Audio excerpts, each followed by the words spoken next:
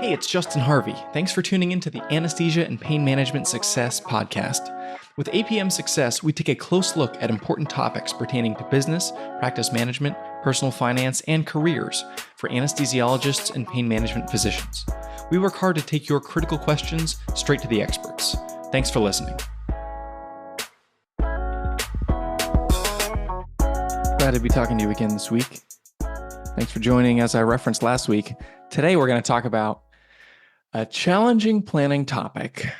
It's tricky because of the emotional and familial baggage that comes with it. One of the interesting parts of my job as a financial advisor and intergenerational wealth manager is that I get to help families have thorny conversations, and I try to equip one generation or the other to have these conversations, to initiate what can be uncomfortable in the interest of making life better down the road. It's way preferable to endure a little bit of discomfort and awkwardness in life than to deal with an unmitigated disaster in death. At least that's my belief and the thesis of today's podcast. So one of the other interesting parts of my job is I get to be the bad guy. And I love to help my clients or friends or whoever, or maybe you, dear listener, to be the scapegoat and to be the one who gives you permission to have the tough conversation. And so here's how it might look. You're listening to this podcast. You realize that some of the things I'm about to describe characterize your family, your relationships, and you want to do something to change it. So whenever you're home for Thanksgiving in a couple months, instead of saying, "Hey, Mom, let's talk about when you die," which is admittedly a bit of a thorny conversation starter, you can share rather, "Mom, I was listening to my financial advisor. I was listening to a podcast where they were describing some tragedies that happen in families because of a lack of communication.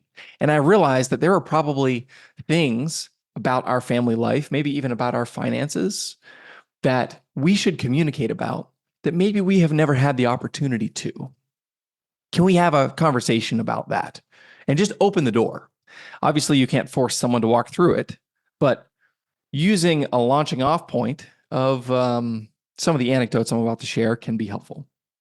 There are manifold examples in the press and even a couple personally that I have observed about, and frankly, as I'm addressing an audience of physicians, I would be willing to bet a stack of Benjamins that there are people who are listening to this show right now that have seen people who, rather than deal with something awkward and uncomfortable, patients of yours perhaps have allowed sickness or injury to persist for a really long time rather than just facing the music and having the awkward conversation with their medical professional about how to do something that's going to be in their own best self-interest and in their own best health interest.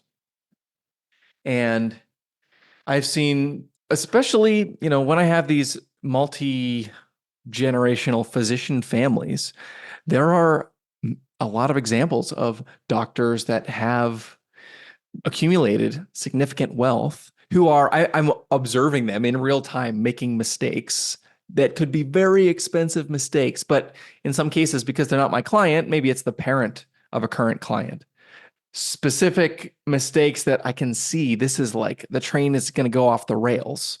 And there are some cases in which you can take a perfectly content family and put $5 or $7 million on the table and then walk out of the room, and it's like a hand grenade goes off and relationships are obliterated because of a lack of thoughtful planning, or because of an inequitable assignment of assets, or because there's an illiquid property that's maybe like the family house, the family farm, or a prized asset that one of the kids wants, or there's a lot of ways that things can go sideways. But the point is, having these conversations in advance can be so helpful rather than being forced to pick up the pieces afterwards.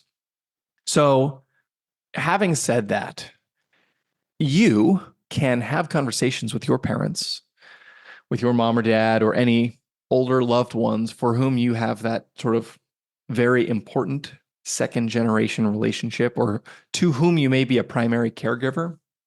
And you want to understand a number of things. And what I would suggest is have the conversation by introducing, I was listening to this podcast and I heard about some terrible things that happen to people because they don't communicate. I realized there are some important things that I would want to have a conversation about with you. And then here's a few things that you should consider. The first is my parent, is my loved one currently working with a financial advisor or a team of advisors? Is there a tax person, a lawyer? Who are the other professional contacts involved? Do they know who you are? And is there an opportunity to make an introduction to provide continuity of care and of oversight?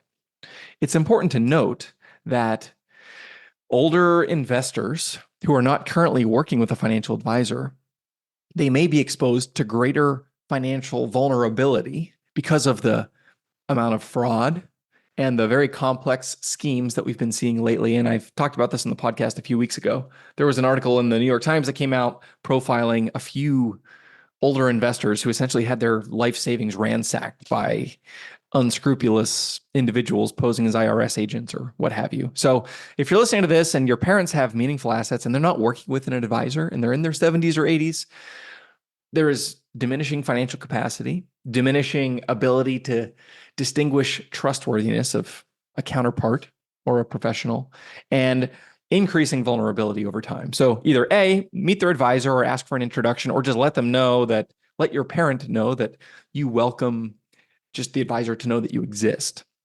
Because there may come a time at which in the administration of an estate after your parent is deceased, that's a helpful connection to make.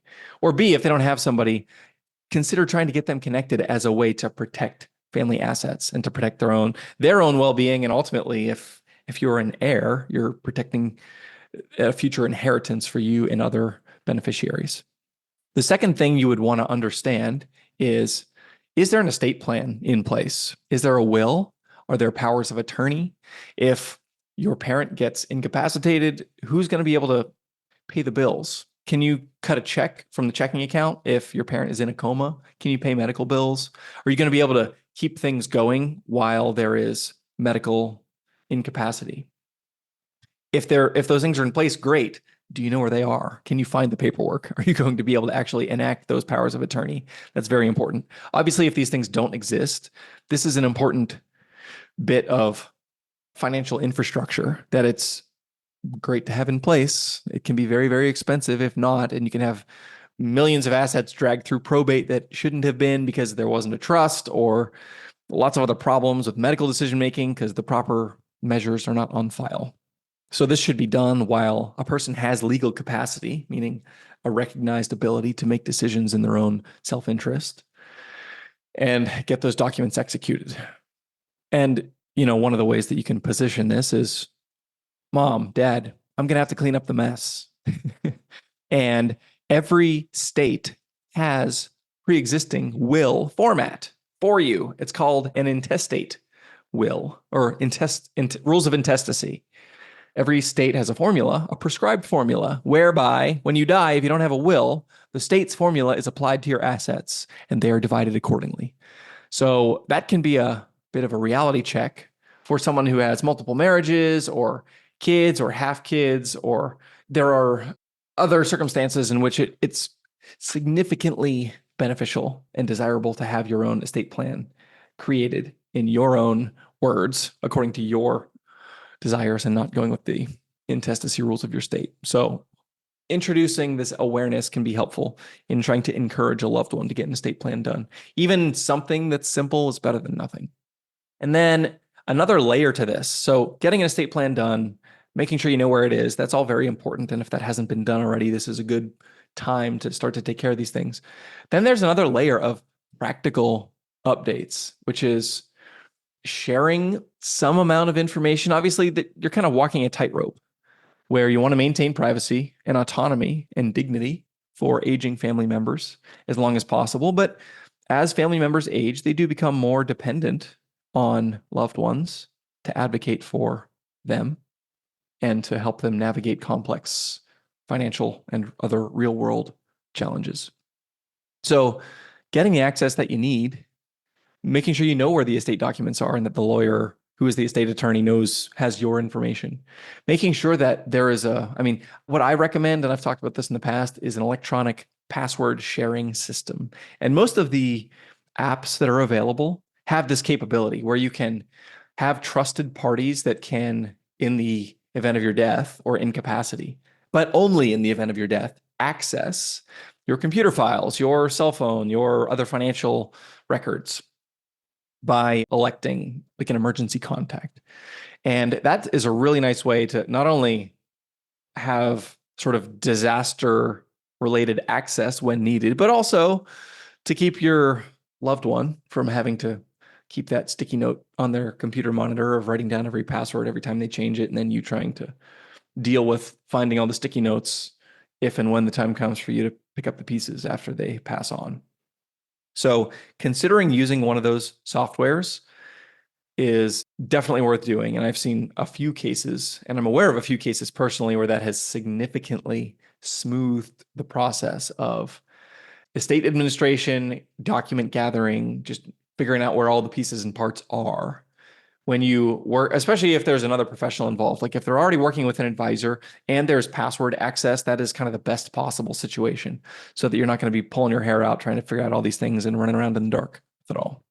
So these things are the most sort of obvious, operationally relevant, like you can do things to make your circumstances better. There's a few other important conversations that it's worth considering as you are opening the door to these more sobering end-of-life discussions and asset bequest conversations. It's just talking to your parents about what aging looks like, what care should look like, where they want to, live out their twilight years, what kinds of things are important to them, what kinds of things are not important to them. This level of honesty and transparency makes everyone's life, assuming that you have the kind of relationship, the baseline level of trust and harmony, this will make everyone's life better as those transitions, because of health events or when someone does pass away. It makes those transitions much more easy to navigate. Now, I understand that there are, for a number of reasons, there's a lot of people that just don't have the kinds of relationships with loved ones, with parents or other elders that they want to have. And as a result, these are kind of a non-starter. So for those kinds of folks, it's the least you could probably do would be to just try to encourage them to work with a financial advisor. So at least there's someone paying attention. Maybe sharing some of these stories as cautionary without necessarily trying to get involved, perhaps can encourage someone to get estate documents in place or something like that. So hopefully there's some helpful tools here, helpful mechanisms for catalyzing important conversations. If you have any specific questions about any of the content here, check out the show notes. So apmsuccess.com/253. I'll put a couple of links in the show notes to some of the resources and some other helpful checklists and tools in terms of intergenerational, the mechanics of intergenerational planning and document sharing and security and passwords and estate and all that stuff. So check that out. Thanks for tuning in as always, and I'll talk to you next week. If you liked what you heard this week, head on over to apmsuccess.com, where you can find more content and free resources to help you build a successful career in anesthesia and pain management. If you wanted to leave a review in iTunes, I'd also really appreciate it. Thanks for using some of your valuable time to join me today on APM Success.